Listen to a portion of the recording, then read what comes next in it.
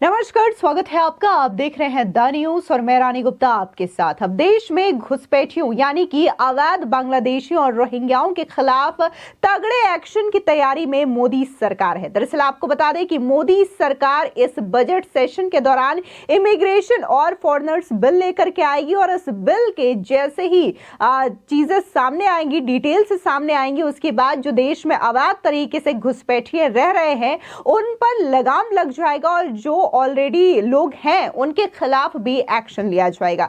दरअसल आपको बता दें कि संसद का बजट सेशन 31 जनवरी से शुरू हो रहा है। 1 फरवरी को बजट पेश होने के बाद संसद को दोनों सदनों में कुल 62 विधेयक पेश किए जाने की तैयारी है। इसमें वक्फ संशोधन और वन नेशन वन इलेक्शन जैसे विधेयक भी शामिल हो सकते हैं, जिसके जरिए मोदी सरकार अपना दम दिखाएगी। तो वहीं विपक्ष भी पूरी ताकत झोंकने में कोई कसर नहीं छोड़ना चाहेगा।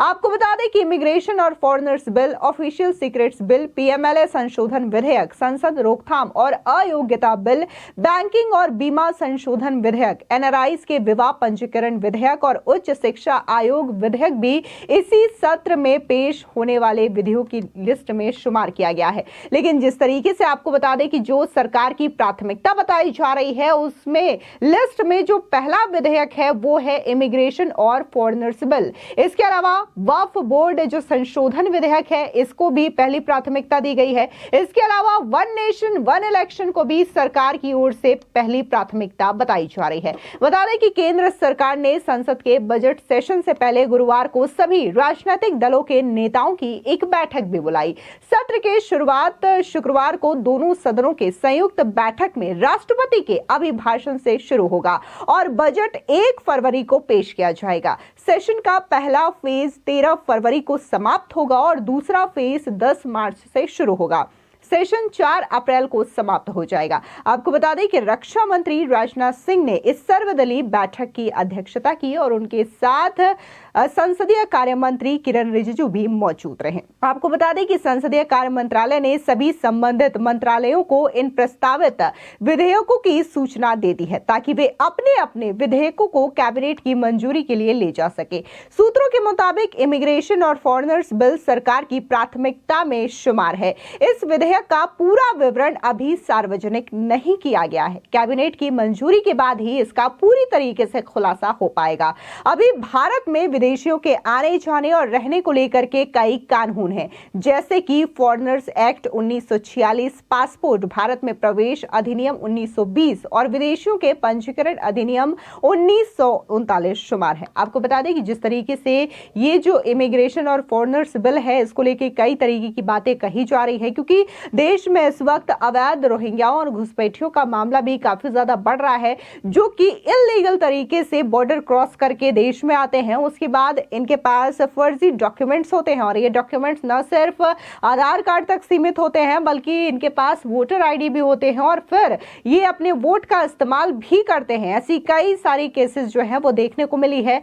दिल्ली हो, मुंबई हो या फिर उत्तर प्रदेश हो, असम हो, ऐसे कई सारे स्टेट रहे हैं जहां से इन तरीके के अवैध रोहिंग्या और बांग्लादेशियों को पकड़ा गया है। अभी हाल ही में खुलासा हुआ था कि दिल्ली में कैसे इल्लीगल तरीके से बांग्लादेशी और घुसपैठिए बसे हुए हैं और बकायदा दिल्ली सरकार की ओर से इन्हें मदद भी दी जाती है, फिर चाहे वो पैसे की मदद हो, 24 घंटे पानी की मदद हो या फिर फ्री इलेक्ट्रिसिटी हो। ये तमाम चीजें इन अवैध घुसपैठियों को दी जाती है। इसके अलावा कई सारे आम आदमी पार्टी के विधायकों का भी नाम सामने आया, जो कि इन्हें डॉक्यूमेंट्स बनवा करके देते थे, बकायदा फर्जी वोटर आईडी कार्ड, आधार कार्ड, बैंक डिटेल्स इनके पास होते थे और फिर उन्हीं वोटर आईडी के जरिए ये सरकार बनाने में भी मदद किया करते थे। हालांकि जैसे ये मामला सामने आया तो एलजी ने भी इसके खिलाफ एक्शन लिया और बकायदा एलजी ने एक आदेश जारी किया कि जो भी रोहिंग्या हैं, अवैध घुसपैठिए हैं, जिनके पास फर्जी डॉक्यूमेंट्स हैं, उनके खिलाफ तगड़ा एक्शन लिया जाना चाहिए और बकायदा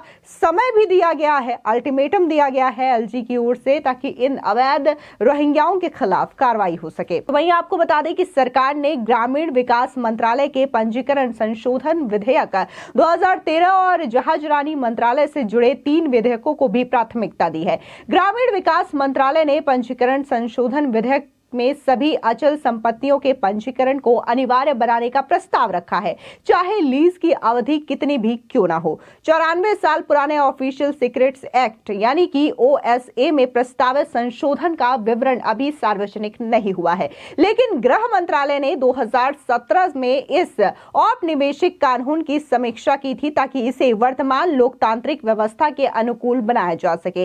इस कानून में बदलाव राष्ट्रीय सुरक्षा को ध्यान में रखते हुए किए जा सकते हैं। अब खबर है कि सरकार कॉर्पोरेट कानून विधेयक और साझेदारी विधेयक में भी संशोधन करने पर विचार कर रही है। बता दें कि दिल्ली किराया संशोधन विधेयक 1997 और दिल्ली किराया निरसन विधेयक 2013 को पेश करने के भी प्रस्ताव है। मोटर वाहन अधिनियम, राष्ट्रीय राजमार्ग अधिनियम और डिजिटल विश्वविद्यालय विधेयक में भी संशोधन प्रस्तावित है। ये सभी 62 विधेयकों की लिस्ट में शामिल है। ये बजट सत्र काफी ज्यादा महत्वपूर्ण होने वाला है। देखना होगा कि इसमें से कितने विधेयक पारित हो पाते हैं। बता दें कि इन विधेयकों का आम जनता पर क्या असर पड़ेगा, ये भी जानना जरूरी है। बता दें कि इमिग्रेशन बिल से विदेशियों के भारत आने जाने के नियमों में बदलाव हो सकते हैं। इसके अलावा OSA में संशोधन से सरकारी गोपनीयता में नियमों में बदलाव हो सकते हैं। इसके अलावा PMLA संशोधन से मनी लॉन्ड्रिंग मामलों में निपटने में मदद मिल सकती है। इसके अलावा बैंकिंग और बीमा संशोधन से वित्तीय क्षेत्रों में सुधार हो सकते हैं। साथ ही NRIs के विवाह पंजीकरण विधेयक से विदेश में रहने वाले भारतीयों के विवाहों को कानूनी मान्यता मिल सकती है। इसके अलावा उच्च शिक्षा आयोग विधेयक से उच्च शिक्षा में बदलाव हो सकते हैं। वक्फ संशोधन और एक राष्ट्र एक चुनाव जैसे विधेयक भी काफी चर्चा में रहेंगे। अब ऐसे में आपको बता दें, मोदी सरकार तो पूरी तैयारी में है कि वो 62 विधेयक संसद के पटल पर रखेगी और बाकायदा जो संसदीय कार्य मंत्री हैं किरण रिजिजू, उन्होंने भी तमाम मंत्रालयों को यह सूचना पहुंचा दी है कि जो संबंधित विधेयक जिस मंत्रालय से संबंधित रखते हैं वो अपना मसौदा तैयार करके इसे कैबिनेट में पेश करे ताकि कैबिनेट से इसे मंजूरी मिल सके। लेकिन वही अनुमान ये भी लगाया जा रहा है कि जैसे ये बजट सेशन शुरू होगा तो जोरदार हंगामा भी देखने को मिल सकता है, क्योंकि ऑलरेडी वक्फ को लेकर के JPC की बैठक भी खत्म हुई है। इसके अलावा जो विपक्ष के कई सारे लीडर हैं उन्हें वक्फ बोर्ड में बदलाव या संशोधन मंजूर नहीं है और वो तरह तरह के प्रतिक्रिया इस पूरे मामले में देते हुए दिखाई दे रहे हैं। इसके अलावा बात अगर हम वन नेशन वन इलेक्शन की करें तो इस बिल को लेकर के भी विपक्ष सहमत नहीं है और इस बिल को लेकर के भी सवालिया निशान खड़ा कर रहा है। अब ऐसे में कहा यह जा रहा है कि ये जो इमिग्रेशन और फॉरेनर्स बिल है जिसमें रोहिंग्या और घुसपैठियों को लेकर के एक्शन लेने की बात कही जा रही है और नियमों में बदलाव किया जाएगा इन तमाम चीजों को लेकर के, तो ऐसे में ये जो अवैध घुसपैठी और रोहिंग्या है वो कहीं ना कहीं कई सारे पार्टीज के वोट बैंक भी है और ऐसे में जिन पार्टीज के ये वोट बैंक है वो भी जाहिर तौर पर इस पे आपत्ति जता सकते हैं। ऐसे में कुल मिलाकर के ये माना जा रहा है कि जैसे ही बजट सेशन की शुरुआत होगी यहां पर घोर हंगामे के आसार है। इसके अलावा जो अभी महाकुंभ का आयोजन किया गया है तो इसको लेकर के भी कहा जा रहा है कि संसद में विपक्ष सवाल उठा सकती है, क्योंकि आपको बता दें कि आज जो सर्वदलीय बैठक हुई है इसमें कांग्रेस के नेता प्रमोद तिवारी ने बकायदा ये कहा है